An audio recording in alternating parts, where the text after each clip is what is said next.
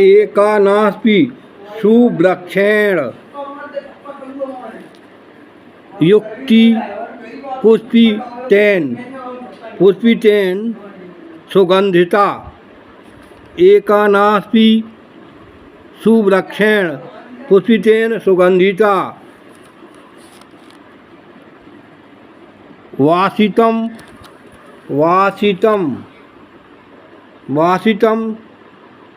तद्धनं सर्व सुपुत्रेया कुल तथा। चाणक्य जी अध्याय संख्या 3 श्लोक संख्या 14 में कहते हैं, जिस प्रकार सुगंधित पुष्पों से लदा हुआ एक ही वृक्ष सारे जंगल को सुगंधित कर देता है, उसी प्रकार सुपुत्र से सारे वंश की शोभा बढ़ती है और प्रशंसा होती है। चाणक्य नीति अध्याय 3 श्लोक संख्या 14। बहुत से लोगों के बहुत से पुत्र अथवा संतानें होती हैं, परंतु उनकी अधिकता के कारण परिवार का सम्मान नहीं बढ़ता है।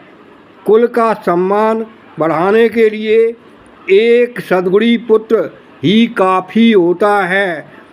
धृतराष्ट्र के 100 पुत्रों में से एक भी ऐसा पुत्र नहीं निकला जिससे उनके परिवार का सम्मान बढ़ता।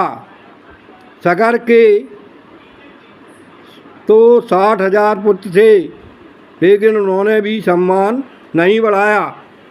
अतः चाणक्य जी कहते हैं कि एक ही सुपुत्र परिवार के सम्मान को बढ़ाता है।